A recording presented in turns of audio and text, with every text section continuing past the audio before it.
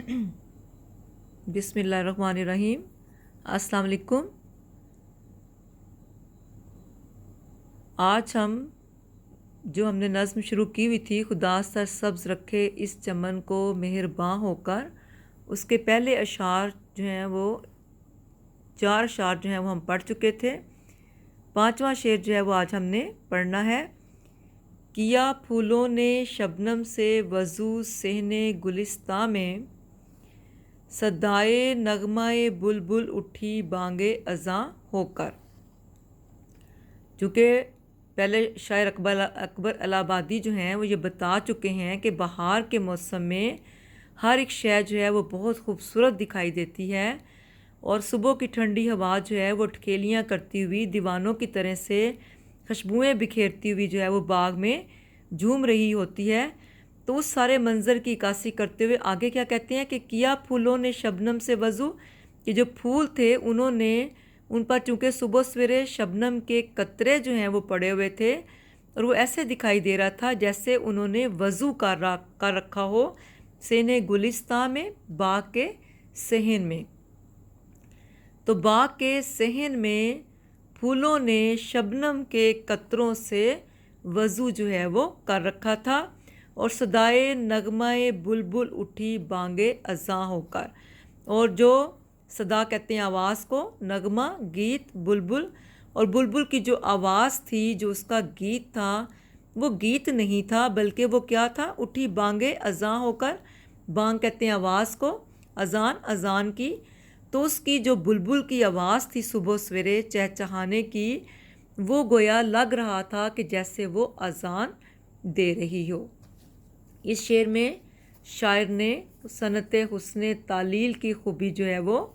इस्तेमाल करते हुए कि वजह जो है, अब सुबह सवेरे शबनम के कतरे जो हैं वो फूलों पर पड़े हुए होते हैं, लेकिन शायर ने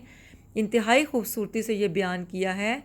कि उस बुलबुल जो है वो सुबह सवेरे अपनी आवाज़ से जो वो निकाल रही होती है, उसको उसने अज़ान की आवाज़ से ताबीर किया है, और फूलों पर मौजूद शबनम के कतरों को वज़ू की हालत से मिलाया है। अकबर इलाहाबादी कहते हैं कि सुबह सवेरे फूलों के हसीन चेहरे जो हैं वो शबनम से धुल कर निखर जाते हैं, और ऐसे लगता है कि गोया उन्होंने वज़ू कर रखा हो। शबनम के कतरे पाकीज़गी और हुस्न की अलामत जो है वो तस्वुर किए जाते हैं। यहाँ शायर जो है वो दर हकीकत अल्लाह पाक की किबरियाई, अल्लाह ताला की अज़मत जो है वो भी बयान करना चाह रहा है। शायर कहते हैं अकबर इलाहाबादी के सुबह का वक्त जो है वो बाइसे खैर व बरकत होता है। तमाम मखलूक़ात उस वक्त अल्लाह पाक को पुकारती हैं, अल्लाह के सामने सजदा रेज़ होती हैं, और सजदा रेज़ होने से पहले वज़ू करती हैं, और अज़ान की आवाज़ जो है वो बुलंद होती है ताकि हर कोई जो है वो नमाज की तैयारी जो है वो कर सके। और अज़ान की आवाज़ का बुलंद होना जो है वो हमारे सुबह के आगाज़ की निशानदेही है। चुनांचे सुबह का आगाज़ जो है वो इबादत इलाही से होता है, और बुलबुल जो है इस मकसद के लिए अज़ान के ज़रिए सबको पुकारता है, और इस अज़ान की सदा सुनकर बाग की हर शय जो है वो बेदार हो जाती है और इबादत इलाही में मगन हो जाती है। अल्लामा इकबाल का बहुत खूबसूरत शेर है। सहर को बाग में पड़ती है इसलिए शबनम, सहर को बाग में पड़ती है इसलिए शबनम, कि पत्ता पत्ता करे याद बा वज़ू तेरी। कि पत्ता पत्ता जो है वो अल्लाह पाक को बावज़ू होकर याद करे। सुबह के वक्त जो शबनम के कतरे पड़ते हैं वो बाग में इसलिए पड़ते हैं कि ताकि हर एक पत्ता जो है वो भी बावज़ू होकर अल्लाह पाक को याद करे।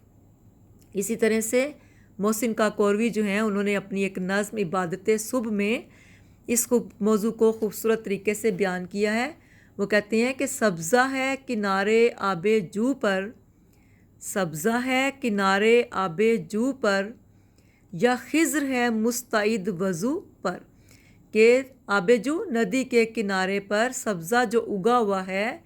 जो बिल्कुल सीधा होता है, वो ऐसे लगता है कि जैसे वो मुस्तैद हों। हज़रत खिज़्र अलैहिस्सलाम जो भटके हुओं की रहनुमाई करते हैं वज़ू करने के लिए।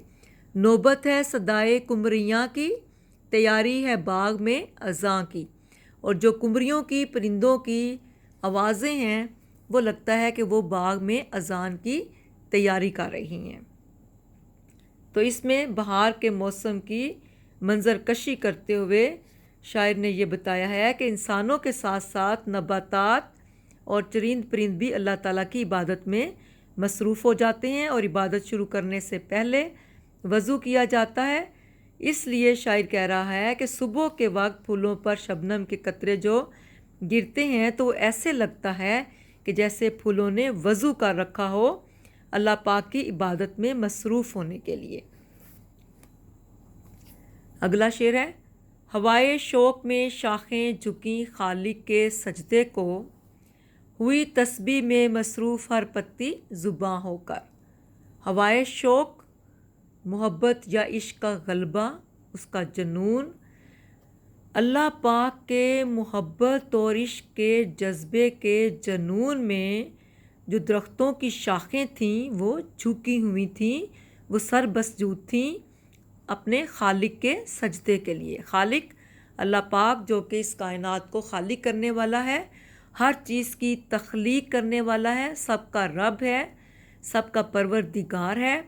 اس خالق کی عبادت کے لیے، اس کے باحضور سجدہ ریز ہونے کے لیے، اس کے سامنے اپنی پیشانی کو جھکانے کے لیے جو صبح کے وقت ٹہنیاں تھیں وہ بھی جھکی ہوئی تھیں، پھولوں سے بھری ہوئی پتیاں اللہ پاک کی تسبیح کر رہی تھیں، اور جو شاخیں جو تھیں وہ جھکی ہوئی تھیں، وہ اللہ تعالیٰ کی عظمت کو بیان کر رہی تھیں۔ یہاں یہ بات اہم ہے کہ پھولوں سے اور پھلوں سے لدی ہوئی ٹہنیاں جو ہیں وہ خود بخود جھک جاتی ہیں، اسی طرح پھولوں کی بھری ہوئی جو ٹہنیاں ہوتی ہیں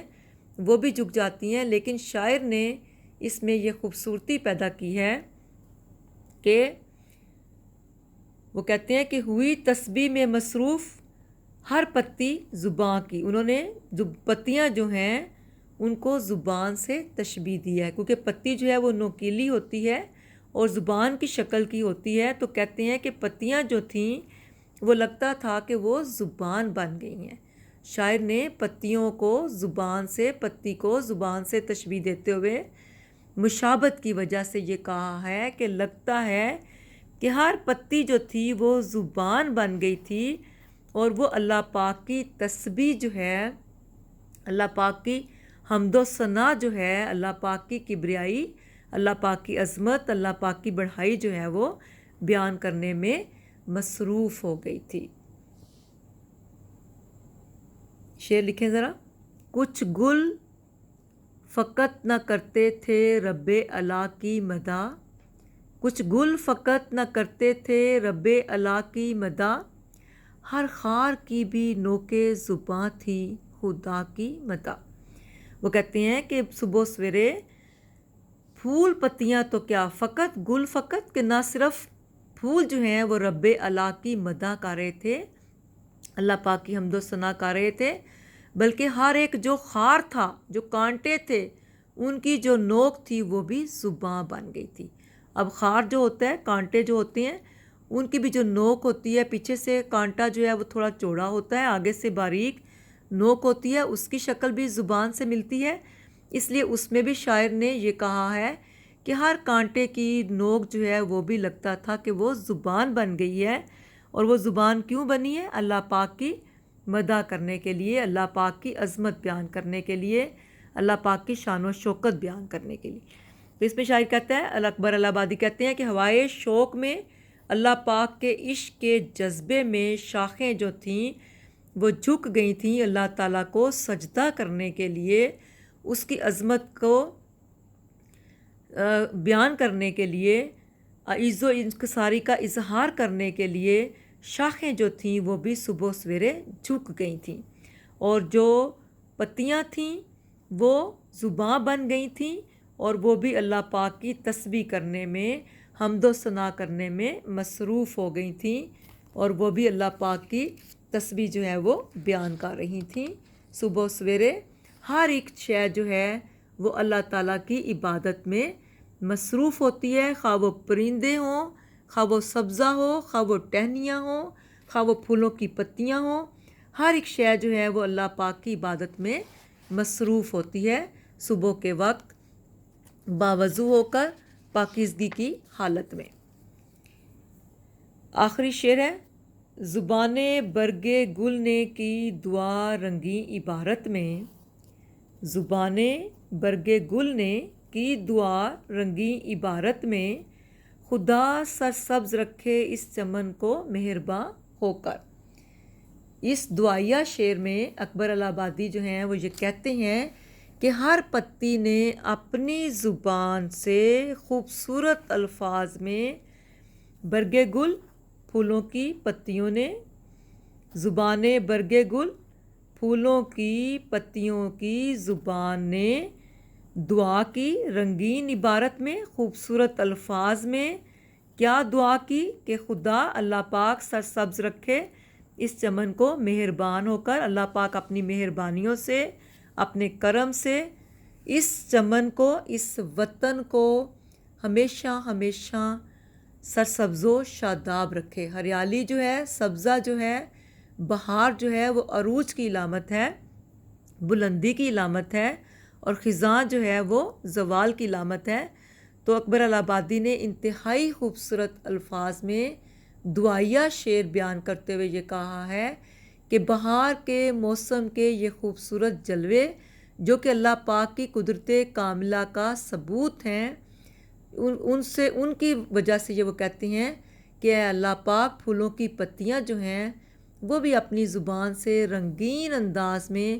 یہ دعا کر رہی ہیں کہ اللہ پاک اس باغ پر اپنا کرم اور مہربانی اور اپنی عنایات یوں ہی برقرار رکھے تاکہ یہ باغ یوں ہی سرسبز و شاداب رہے، اور پھولوں کی پتیاں جو ہیں وہ زبان بن گئی ہیں،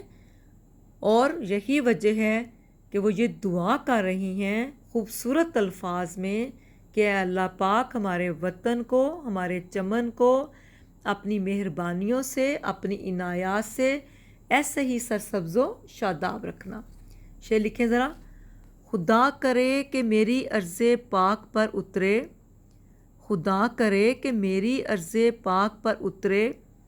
وہ فصل گل جسے اندیشہ زوال نہ ہو، وہ فصل گل جسے اندیشہ زوال نہ ہو۔ اس میں بھی یہ ہے فصل گل، بہار کا موسم،